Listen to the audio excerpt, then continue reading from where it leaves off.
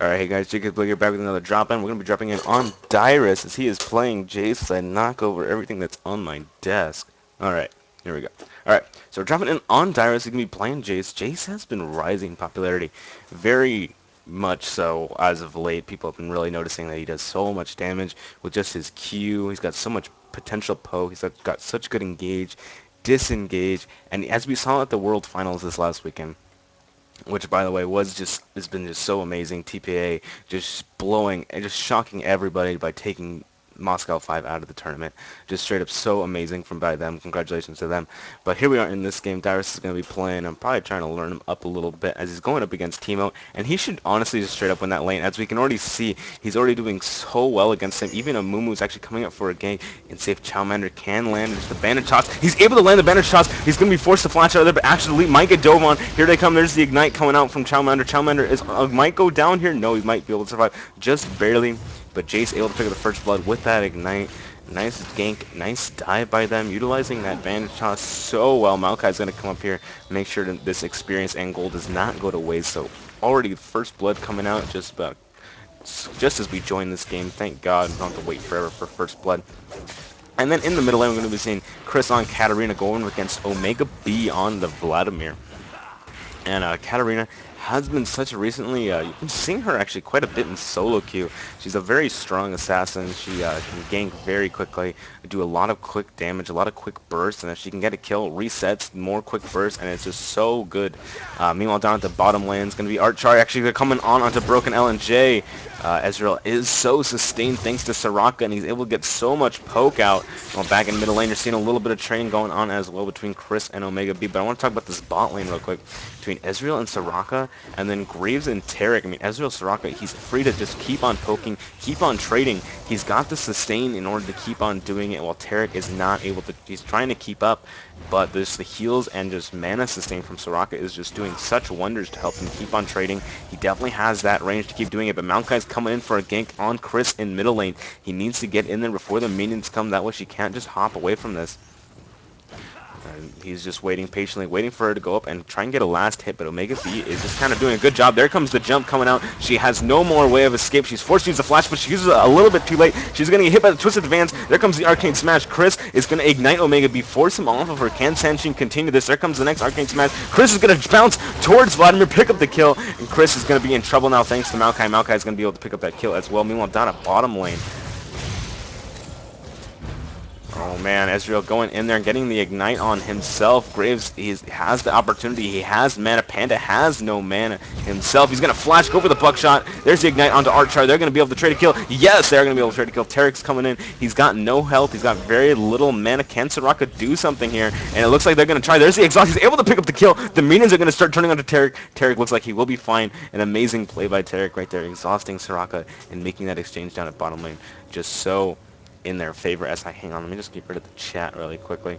Actually, now let's keep the chat there. We'll just keep it there. Jayce forcing Teemo back yet again, doing such a good job of controlling his lane. That's just the power of Jayce. He's got such a good long range poke. He's got such good close range burst that he's just so strong right now. And in the top lane, people are just like not able to deal with it. It's just so strong.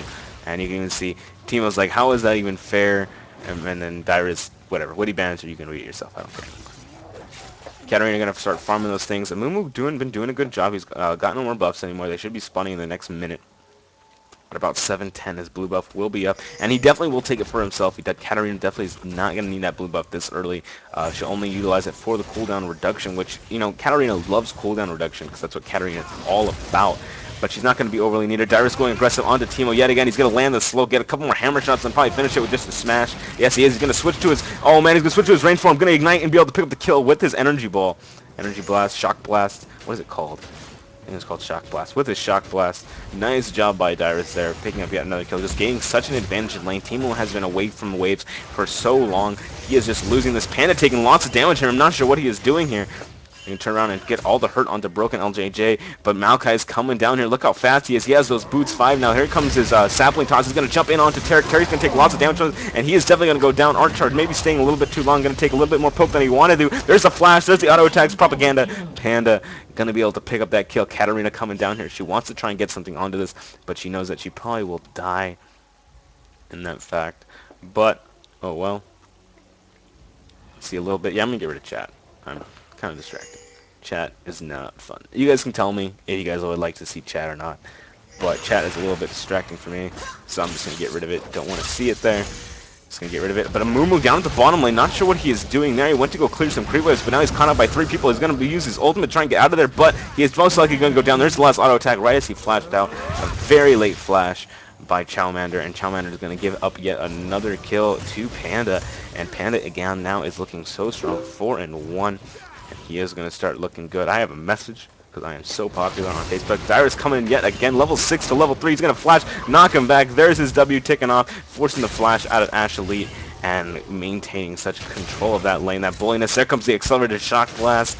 It's going to keep him even lower as Maokai comes up to try and get some help, but Teemo is just completely screwed right now. He gets to lane, and then he's just forced back immediately. Dyrus just showing the power of Jayce, and maybe showing how much more serious he's starting to take his top lane. I remember him saying that he is trying to take it a little bit more seriously now, especially since that loss at the world playoffs, world championships. You know, it can hurt a little bit losing that quickly, but I mean, Dyrus bouncing back, showing that, hey, I'm still taking this seriously. I don't want to just roll over like last time. And maybe we can see a stronger TSM coming out in Season 3. Hopefully we will see that.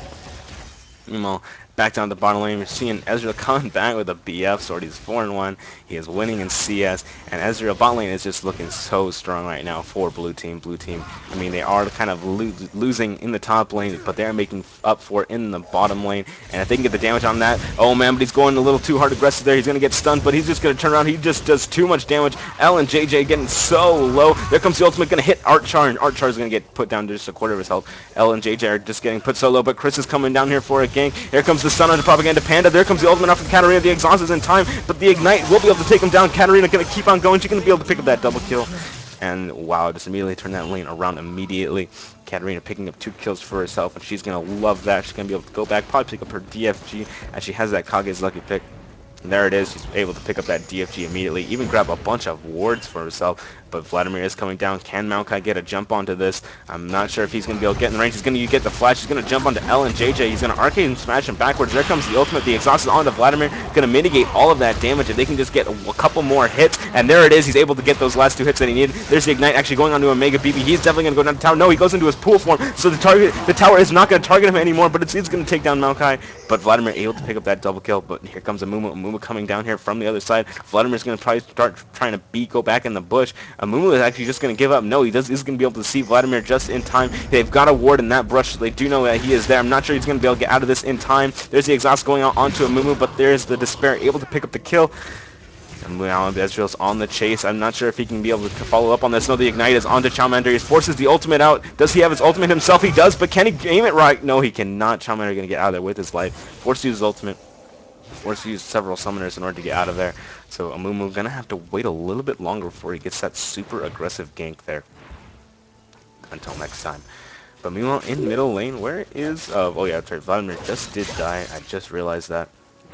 So Chris is going to be able to push that wave. Vladimir is going to miss a little bit of fun, but Maokai is going to pick that up for himself. But now you're seeing Chris again roaming around the map, doing such a good job here. And he's going to come down to bottom lane again. They're going aggressive onto Panda again already. Panda had an advantage, but those Chris ganks doing such a good job. And there's that pink ward for that brush. Chris doing such a good job at that, controlling lanes, even though, like, keeping their lead. And I applaud Chris for that, buying that pink ward. Just in case they had a ward, he would gauge their reaction time, and then he'd throw a ward down.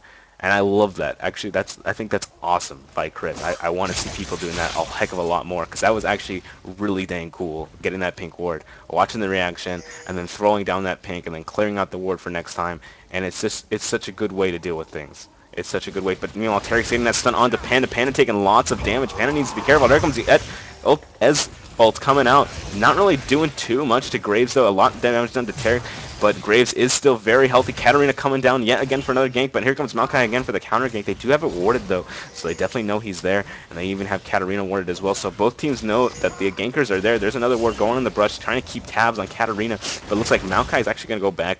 He's seeing Amumu heading middle, trying to soak up that experience and farm. Given that Katarina is not there, Teemo's even coming down as well, and Jayce is starting to rotate down as well also. Vladimir now reconnecting, but there comes the stun on the propaganda. Panda. Panda taking so much burst damage. Katarina is nearby, so this is not going to be good for Panda. Panda is going to fall. And while Jayce is pushing down on middle lane, Chris is going to be pushing down on bot lane. Looks like this middle tower will be theirs as Vladimir was caught in that disconnect. So there comes down this middle tower, no problem. No one is really in range to stop it. Vladimir has shown up, but I don't think Dyrus is going to care. He's just going to be able to take out that tower. No problem. Pick up some more global gold for themselves, extending that gold lead amazingly.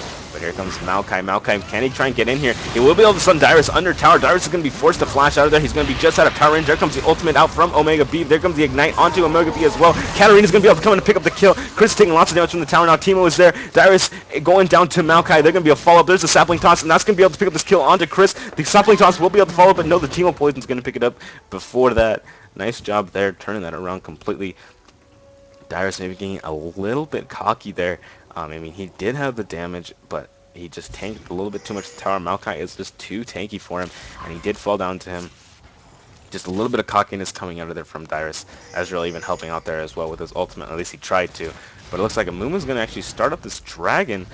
Interestingly timed, I guess. But, I mean, they are pushing the wave. Graves and Tarek can move down there. But, I mean, they are going to make it a little bit obvious. But nobody really from Blue Team is really in position to stop this from Ezreal. Besides Ezreal and Soraka. And Ezreal already used his ultimate. So he's not going to have this to try and steal it. So this is going to be a free dragon for Red Team. Get that global goal for themselves. Man, Team was actually able to farm for once. If we actually look at the farm from that, it's 44 to 88. That's double the farm that Dyrus has compared to Teemo. And Teemo, I mean, he's on the chase. Teemo already used one mushroom. I don't think he has another one in store. He does not. This is going to be a free charge. There comes the hammer blast